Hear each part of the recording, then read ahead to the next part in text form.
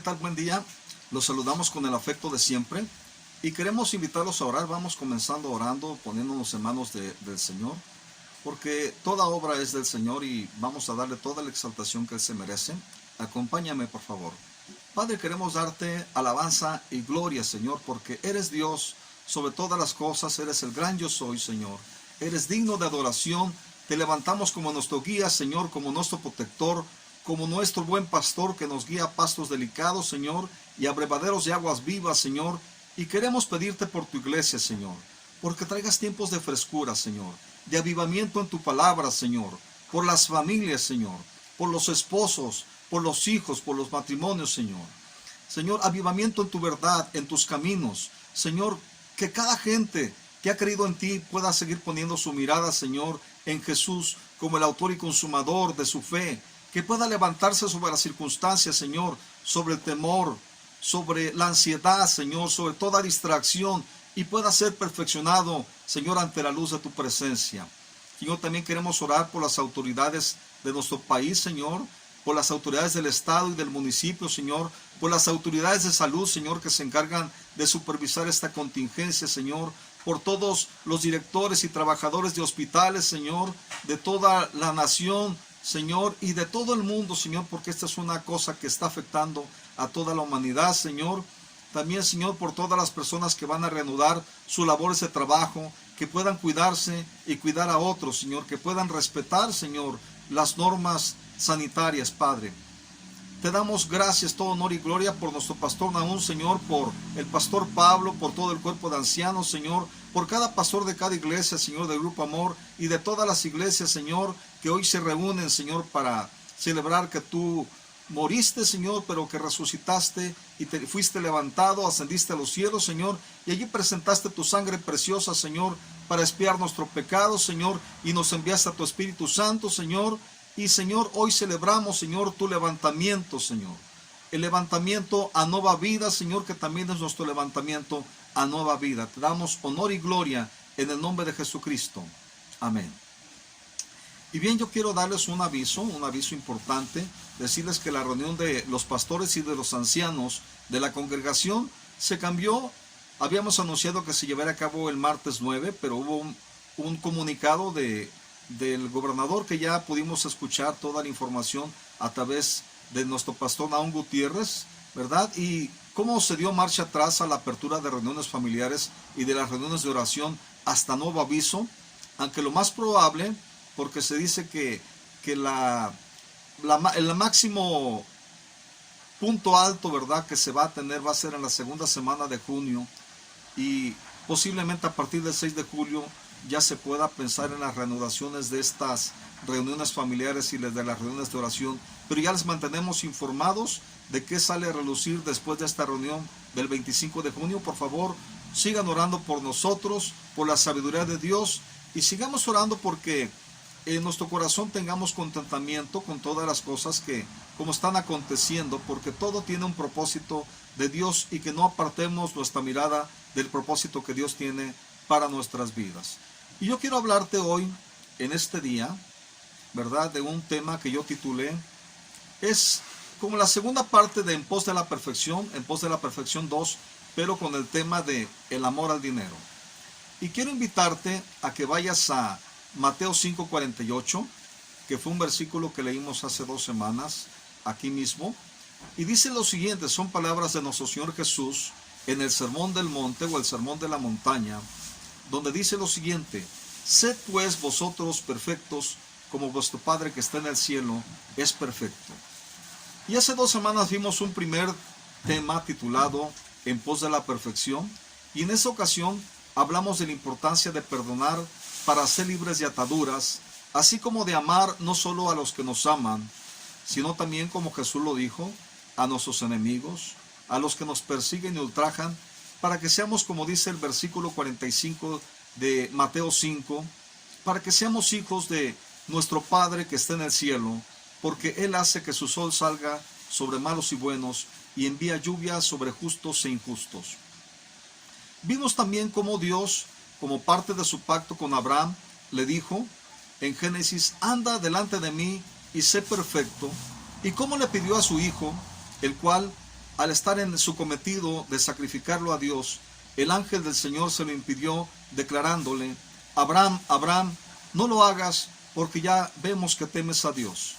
Y ese es el propósito de Dios, que en cada cosa que nos pida a nosotros, podamos decidir inclinar nuestros corazones al temor de Dios, porque es lo que nos conecta a la vida y al conocimiento de Dios. Y muchas veces, en nuestro acercamiento a su palabra y a la presencia de su Espíritu Santo, el Señor evidenciará y traerá a la luz las cosas que pudieran estar estorbando nuestra sincera fidelidad y entrega a Él, para permitir que seamos renovados en el entendimiento de nuestra mente, siendo de esa manera perfeccionados. Y eso fue solo una introducción al tema de hoy.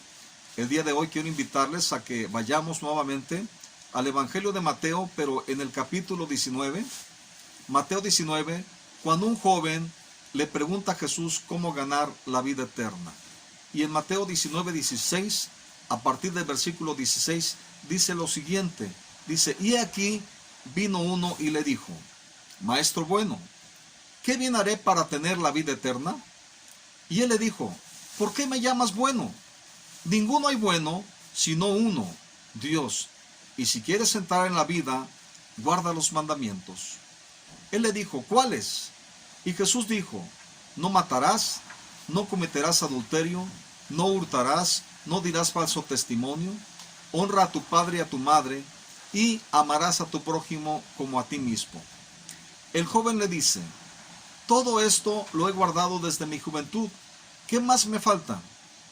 Jesús le dice: si quieres ser perfecto, ve, vende lo que tienes y da a los pobres, y tendrás tesoro en el cielo, y ven y sígueme.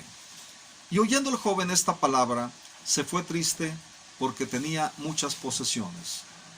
Entonces Jesús dijo a sus discípulos: de cierto os digo, que difícilmente entrará un rico en el reino de los cielos. Y otra vez os digo, es más fácil pasar un camello por el ojo de una aguja, que entrar un rico en el reino de Dios.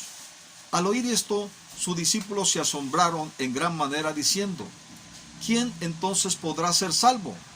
Mas Jesús mirándoles les dijo: para los hombres esto es imposible, mas para Dios todo es posible.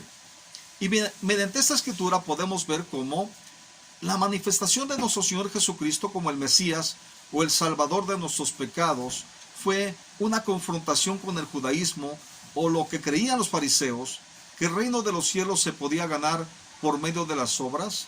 Por eso la pregunta del joven: ¿qué bien haré para heredar la vida eterna? Cuando Jesús estaba mostrando que la salvación no es por las obras del hombre, sino por la obra de Dios.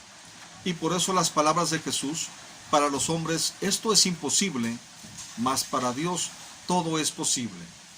Este hombre quería ser aprobado por lo que hacía, pero ¿qué salió a relucir ante la verdad de las palabras de Jesús? Que su adoración o su obediencia de este joven no era perfecta, y por eso le dice: si quieres ser perfecto, entonces muestra el amor con tu prójimo, dándole para sus necesidades, y todo lo que les puedas dar es como si lo abonaras en el cielo, y ahora tendrás tesoro en el cielo. Y si recordamos, Jesús le dice en ese versículo algo muy parecido a lo que te estoy parafraseando. Dice: si quieres ser perfecto, ve, vende lo que tienes y da a los pobres, y tendrás tesoro en el cielo, y ven y sígueme. ¿Qué dicen las Escrituras? Que se fue de allí triste porque tenía muchas posesiones. Y esta es la cuestión: ¿en dónde está nuestra confianza? ¿En dónde tenemos nuestro corazón puesto? Y lo que sucede es que si el área de las finanzas la reservamos en nuestras manos, sin someterlas a Dios, Él no nos puede guiar a su voluntad perfecta en esta área de nuestra vida, no nos puede guiar a los propósitos que tiene. Recordemos que nuestro Señor Jesús invirtió su vida para que nosotros fuéramos enriquecidos. Esto es lo que dice 2 Corintios 8:9. Dice lo siguiente, dice: porque ya conocéis la gracia de nuestro Señor Jesucristo, que por amor a vosotros se hizo pobre, siendo rico, para que vosotros con su pobreza fueseis enriquecidos. Y el apóstol Pablo nos dice también que parte de las cosas que nos recomiendan como ministros de Dios es andar de esa misma manera. En 2 Corintios 6:10 nos dice: como entristecidos, mas siempre gozosos, como pobres, mas enriqueciendo a muchos, como no teniendo nada, mas poseyéndolo todo. Vemos que este joven tenía riquezas y a pesar de que decía querer alcanzar la vida eterna, su confianza estaba muy arraigada en las posesiones terrenales y no en Dios. Y esta es una de las cosas que como creyentes debemos cuidarnos.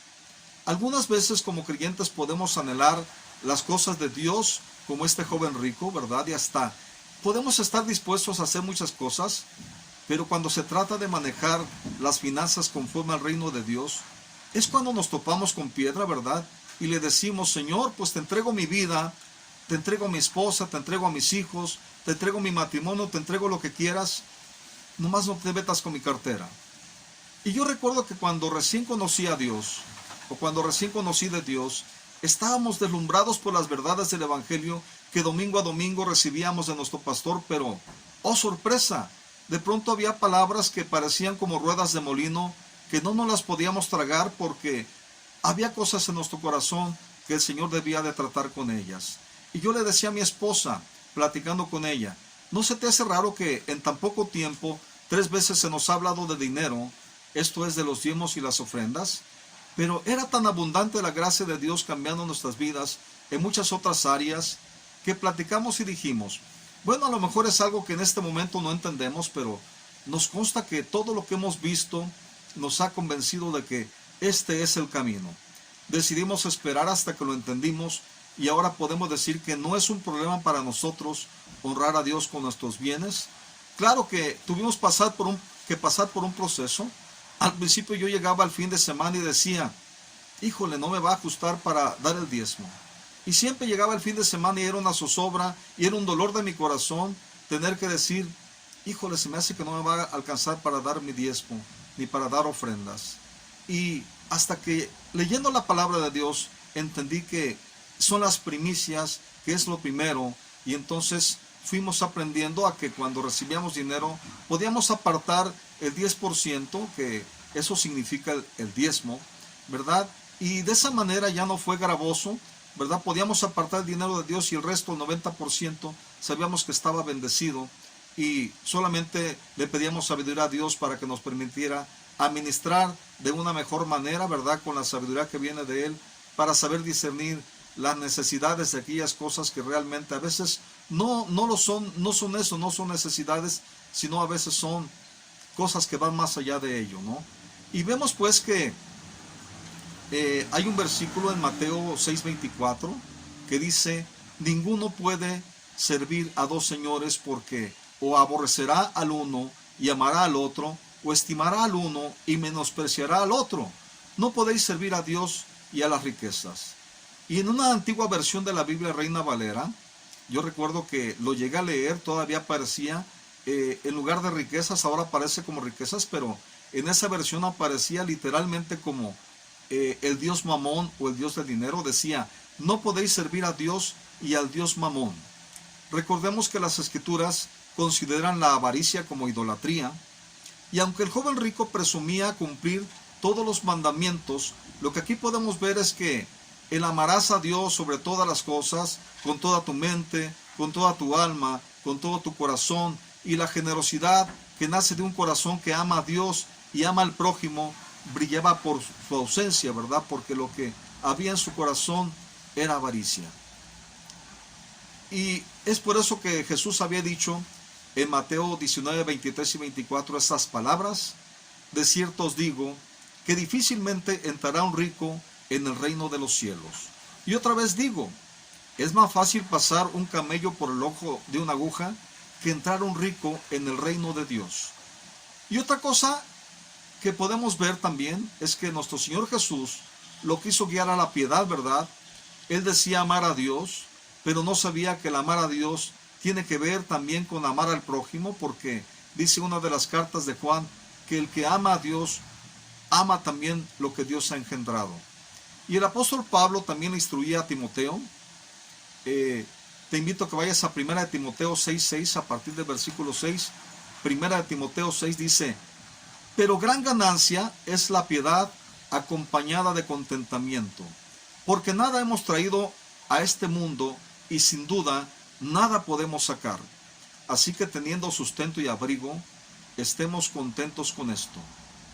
Porque los que quieren enriquecerse caen en tentación y lazo y en muchas codicias necias y dañosas que hunden a los hombres en destrucción y perdición.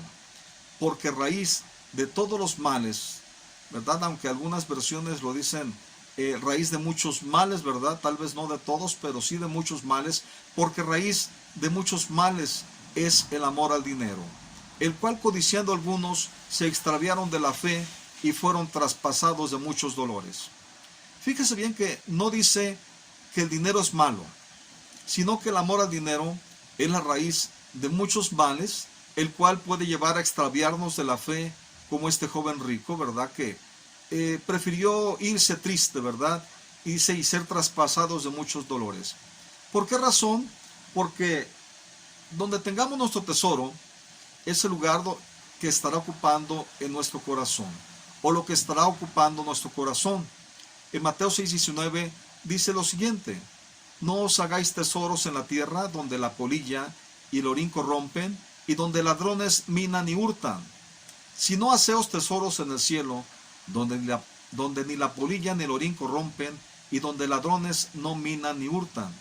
Porque donde esté vuestro tesoro, allí estará también vuestro corazón. Es por eso que tenemos que guardar nuestro corazón de aquellas cosas que pudieran estorbar en nuestra relación con Dios. Hay algunas advertencias contra la avaricia o la tacañería, ¿verdad? Nos perdemos de la bendición, ¿verdad? En Proverbios 28:22 dice: se apresura a ser rico el avaro y no sabe que le ha de venir pobreza. Otra versión, en ese mismo versículo dice: el tacaño ansía enriquecerse sin saber que la pobreza lo guarda. Y nuestro Señor Jesucristo también dijo una parábola relacionada con la avaricia. Te quiero invitar que vayas a Lucas 12:15 para leer esta parábola. Dice Lucas 12:15: y les dijo: mirad y guardaos de toda avaricia, porque la vida del hombre no consiste en la abundancia de los bienes que posee.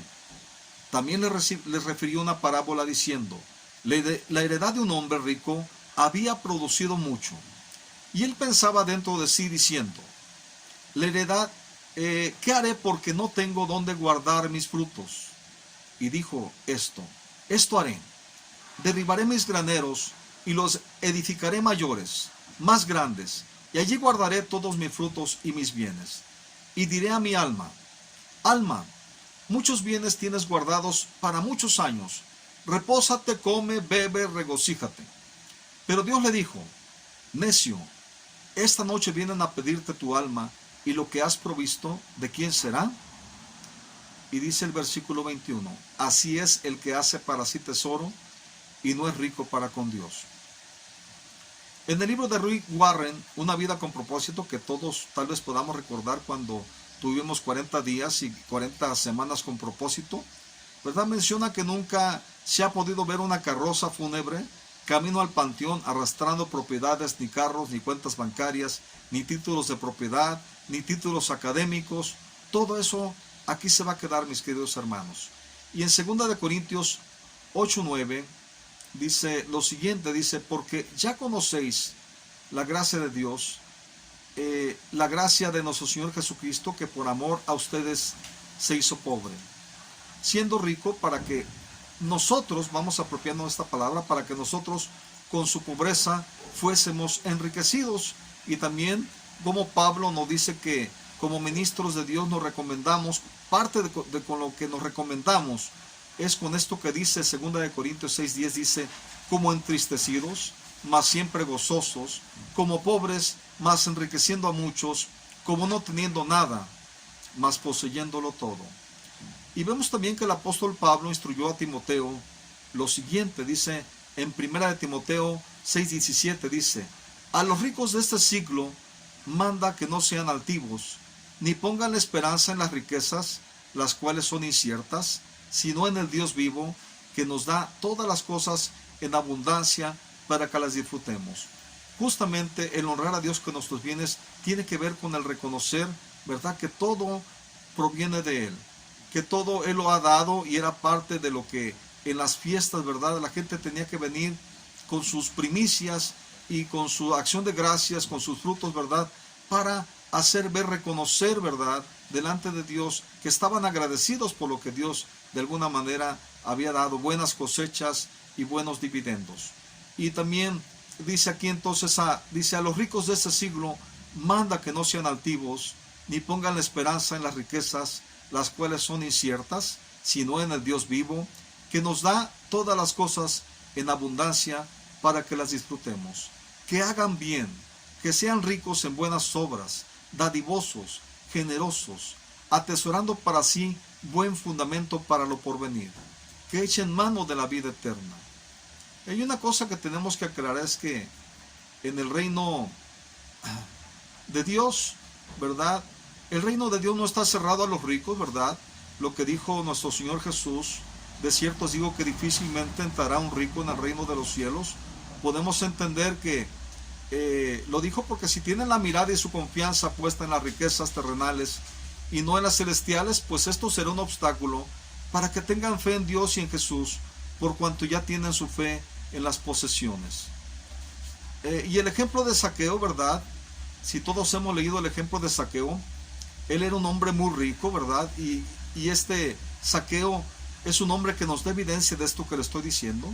Y es lo que debería pasar cuando tenemos un encuentro verdadero con Jesús, como el autor y consumador de nuestra fe.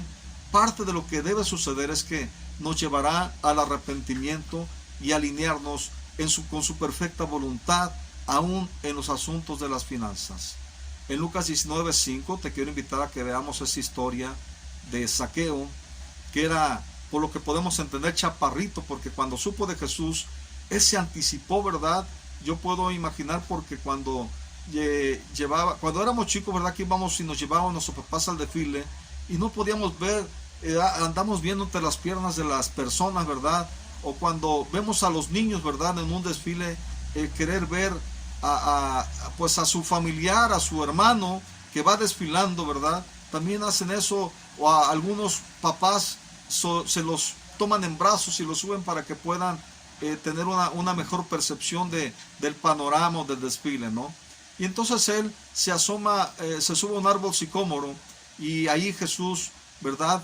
Ahí empieza en el versículo 5, Lucas 19:5 dice, cuando Jesús llegó a aquel lugar, mirando hacia arriba, le vio ahí en el árbol sicómoro y le dijo, Zaqueo, date prisa, desciende, porque hoy es necesario que pose yo en tu casa.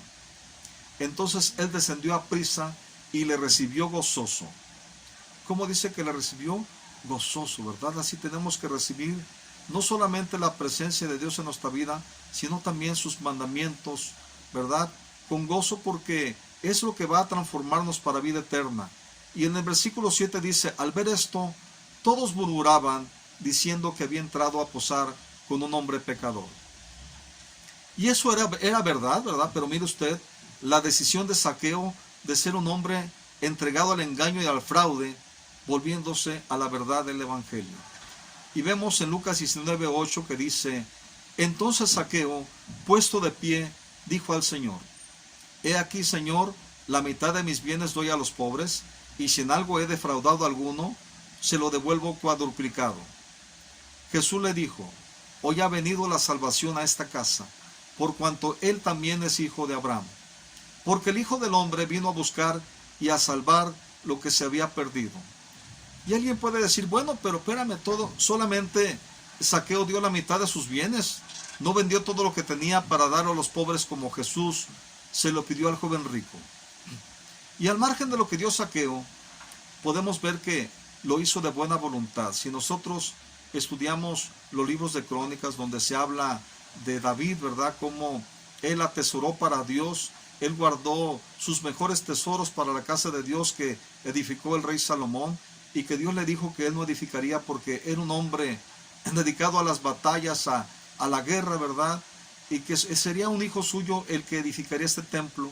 Vemos que parte de todo esto, lo que dice es que voluntariamente ofreció, hizo un llamado al pueblo, y también dice que voluntariamente todos comenzaron a dar para la casa de Dios, voluntariamente fueron generosos, voluntariamente con un espíritu nacido de la voluntad de querer bendecir a nuestro Dios, ¿verdad? Ellos lo hicieron.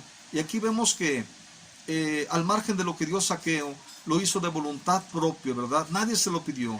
Jesús no lo presionó, pero la presencia santa de Jesús le inspiró a volverse a los propósitos divinos. Él, yo creo que en ese momento estaba imaginando verse ya en la vida eterna y él no quería más la forma de vida que él llevaba.